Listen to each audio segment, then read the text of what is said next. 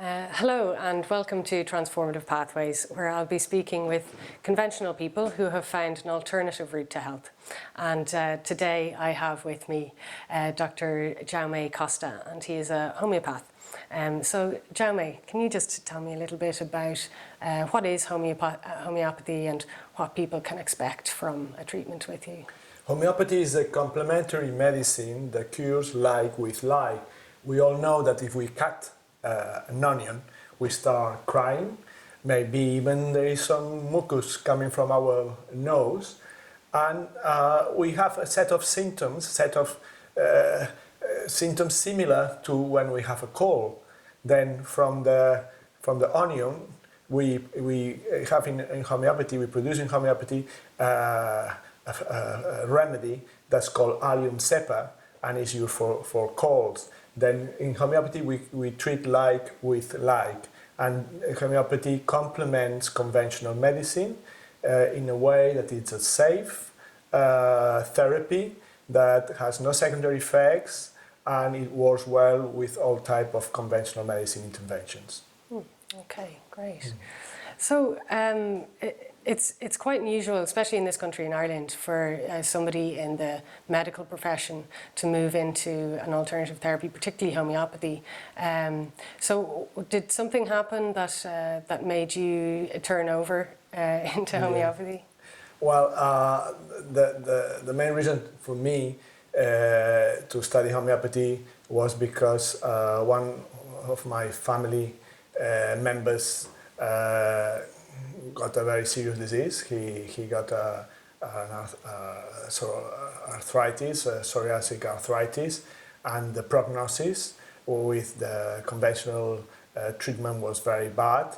And by chance, we met a doctor who was a homeopath as well, and she started to treat him with homeopathy.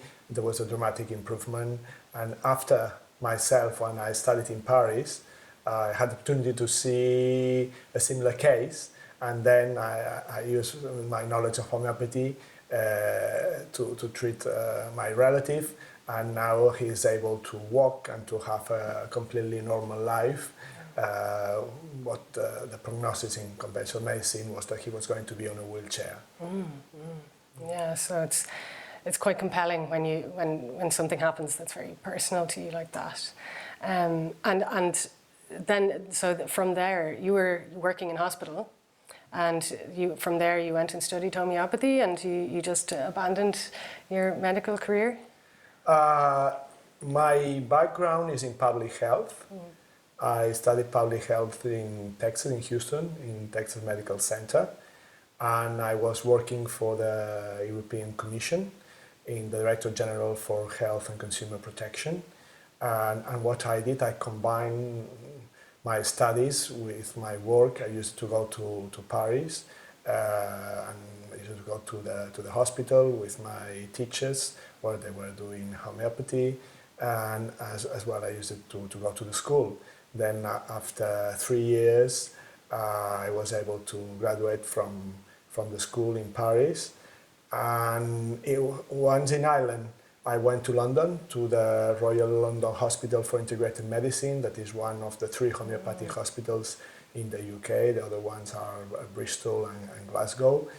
And with this training and other trainings that I did in Switzerland and in Spain, I thought that I was prepared to practice. That's why I took early retirement from my post at the European Commission, and I opened a practice in Trim, County Meath. Okay, great. So I remember I met you a few years ago, and it was a good opportunity for me because I had really, I've looked at a lot of different alternative medicines, and I like to know what the mechanisms are behind how they work. And I'd really put homeopathy to bed because I thought if anybody's going to figure out how it really works, it's probably not going to be in my lifetime. So when I met you then, I jumped at the chance to talk to someone who's a scientist as well, to see what's the state of research, and you told me actually there's a lot of research of all different types of research, and I did look into that then. I looked at one study that was very compelling, looking at cancer cell lines, brain cancer cell lines, where they take the cancer cells from a patient and they bathed them in 6 different types of homeopathic remedies commonly used for cancer. And they found that after bathing the cells, they went from the cancerous phenotype to the normal phenotype, meaning that they structurally changed to look more like a normal structure. And you know, I was blown away by that research, and by, you know, wondering why isn't this front page news? But you know, you've told me there's a lot of other research as well. Could you tell us a little bit about what other kind of research? Well, there is, as you said, Claire, there is a lot of research. We have 46 clinical trials that are positive. We have many more that the results are not so clear, but there are 46 that are positive. We have 5 meta-analyses that they show that the effect of homeopathy is beyond and above a placebo. And we have plenty of basic research, as the one you mentioned, lab research, that shows that there is an effect of homeopathic remedies on different types of cells and on different types of molecules. But the challenge, of course, is which is the mechanism. And because some of the homeopathic remedies are beyond Avogadro number, that's why some scientists they question the efficacy of homeopathy. We have to say that many remedies they are not Avogadro, they are not above Avogadro number, and the ones that are beyond, even if we don't know the mechanism, we have the proof through the clinical trials and through the meta-analysis and through basic research and as well through clinical research that there is an effect beyond placebo. There are different hypotheses on which is the mechanism. One hypothesis on nanoparticles. There are hypotheses on the different states of the water. Has been put forward by the Nobel Prize Luc Montagnier, who is doing research on this topic. But probably it will take a while until we ascertain exactly which is the mechanism. I have to say that this happened with many pharmaceuticals that we use in conventional medicine, that sometimes we've been using them for quite a long time, and we know that they have a good effect on a certain condition, but we don't understand exactly which are the metabolic pathways through which this molecule is having the effect. Okay, so I mean, how popular is homeopathy at the moment as a treatment? Well, we know that more than 200 million people use homeopathy on a regular basis in the world. And homeopathy is part of the national health services of different countries, like the UK, that has 3 homeopathic hospitals, in London, in Bristol, and in Glasgow, or like in Brazil or in India, where homeopathic doctors, they are included in the national health service. In other countries, like in France, in Germany, or in Belgium, homeopathic doctors, they practice on the same level as conventional doctors. And in these countries where you will pay fee for service and then there is a national health insurance, people get reimbursed for homeopathic health care. That's why we consider that is so important, good training and good standards. And just 1 week ago, the European Committee for Homeopathy, that includes the 40 medical homeopathic associations in Europe, saw that the proposal for European standards were approved, and I have to say that Ireland voted in favor. And that's very good news, because that means that patients, they know that when they go to a homeopathic doctor, if this doctor is fulfilling the standards, quality of care is assured. It's very important, yeah. Because at the moment in Ireland, I don't think we have, I think it's unregulated, is it, homeopathy? Because acupuncture is, I know, it's self-regulated. You have to make sure you're going to somebody who's part of an association, like the Irish Acupuncture Board. Is it similar with homeopathy? Exactly. In Ireland, there are two main bodies. One is the Irish Society of Homeopaths. These are lay homeopaths, and they are regulated, self-regulated, as you said, by this body. And then the medical doctors, usually they are members of the Faculty of Homeopathy. This is an UK and international body, and in order to be members, that means that they have gone through a set of tests, practical and theory tests, and every year they have to renew their membership, and they have to abide by a certain code of practice. Okay, yeah.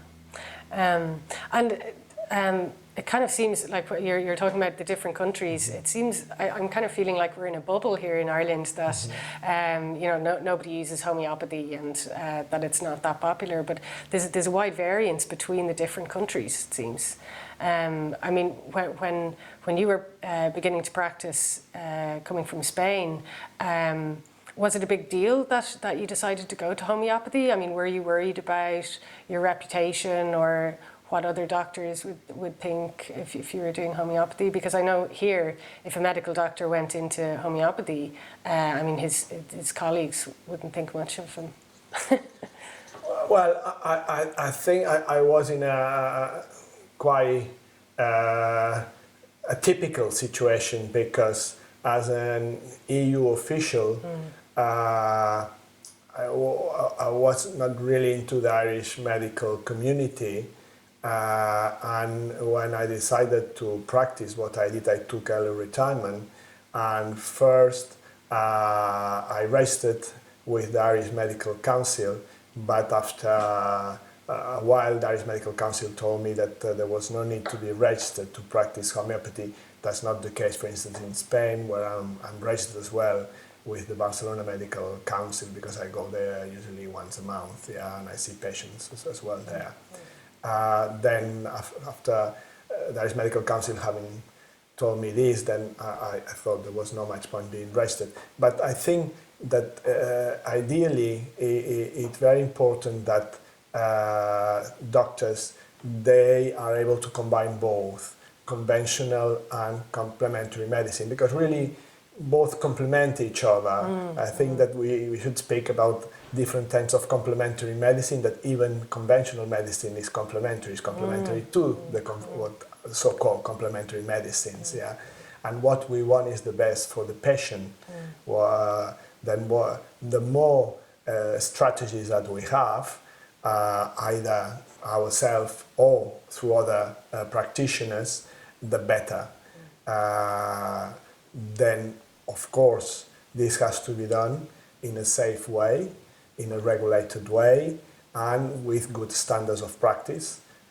That's why I think it's excellent that now the European standards of practice for homeopathic doctors, for doctors with an additional qualification of homeopathy, have been approved, and I hope that pretty soon they will be implemented by all different countries in the European Union and beyond the European Union.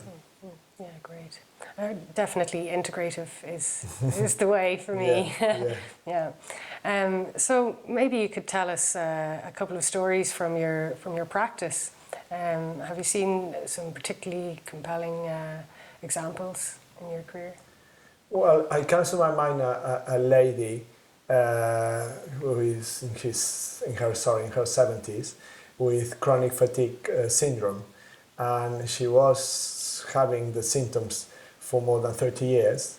And I saw her, and she reacted very well to the homeopathic remedy, and now she's been free of symptoms for the last 2 years. And the good thing for me is that she's someone who is very enthusiastic, that likes speaking to people, that she's been going around telling about the good news, and she brought the husband and friends, and it's always a great satisfaction when you are able to help a patient. I think, especially with something like chronic fatigue, where there is no answer in medically, in conventional medicine. There's no answer, so it's great for someone to have somewhere to turn, that there are other options, and that you can use homeopathy and definitely other therapies as well. Yeah, exactly, and this does not mean that if she needs an antibiotic, she will go to the GP and the antibiotic will be prescribed, or whatever she needs, but the good thing is that now she knows that she's able to get help from homeopathy, and for her it has worked. Yeah, another patient that gives me great satisfaction is a lady who had chronic sinusitis for many years, and she has benefited from homeopathy. She's free from the pain, the migraines associated to the chronic sinusitis, and as well she has brought her son and the husband to the practice, and other people tell me that she always speaks highly of the benefits that she got from homeopathy. And of course, as I mentioned before, the case that brought me into homeopathy was my relative with psoriatic arthritis, who had problems walking, and he was in pain, and he was taking painkillers, and now he's pain-free, and he's doing the Camino every year, and he has stopped taking all painkillers, and only from time to time he takes homeopathy. Okay, great. Yeah. Are there any other ones that you have? I had a case of Parkinson, but I find it's a quite difficult condition to treat. But in this case, this gentleman had a very good response to the remedy, and was a gentleman in his late 70s. He used it always to come with his wife, and an old couple, and you know how it is that both of them want to speak, and even they use it to have a small rose at the practice in front of me. Then I try not to intervene, because of course this has nothing to do with homeopathy. But one day I was very touched when he said to me, like whispering, but the wife was there, said, "Doctor, you know what I like the best of the treatment?" I said, "Oh, tell me." He said, "That my sexual life has improved so much." And I could see the wife smiling. Then I thought that this was some added benefits. An added benefit of the treatment. Yeah. So yeah, that's really inspiring, because something like Parkinson's, you think it's the end of the road. It just keeps getting worse and it doesn't get better. And did he have to keep taking the remedies, or? Of course, and I have to say that I have not been successful in other cases of Parkinson, because homeopathy is not a medicine where we have one remedy for each condition. We have one remedy that it should be adjusted to the condition and to the person. Then sometimes we are successful with one condition, but somebody else who has the same condition is not going to benefit. And this is the beauty and at the same time the challenge of homeopathy, because we need to know the person, and that's why when somebody arrives we ask plenty of questions, and sometimes I warn the people that it's not just nosiness, it's because we want to find a remedy that fits this person. And this has to do with things like body temperature, if you are cold-blooded or the opposite, or has to do with how you sleep, on which side. So it's highly individual. It's highly individual.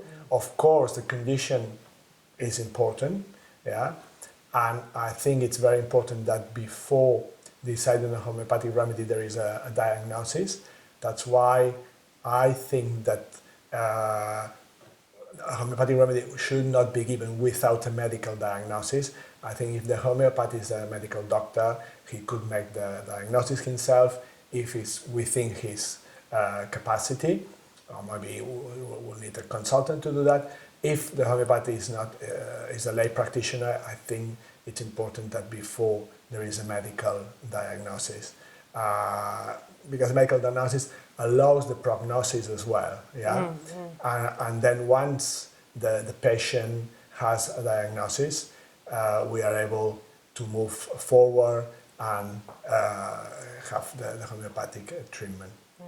It's similar in my own practice. I prefer when people have been to their doctor and done some tests, and if they're thinking, oh, I was thinking of getting some tests, and like, please get all the tests that need to be done, and it really makes my job a whole lot easier. And then you can monitor progress as well. So that's where the integrative part comes in again. It's the best way. Okay, well, thank you, Jaume, for coming and speaking with me and sharing your stories and your wisdom. My pleasure. Thank you. Okay. Thank you.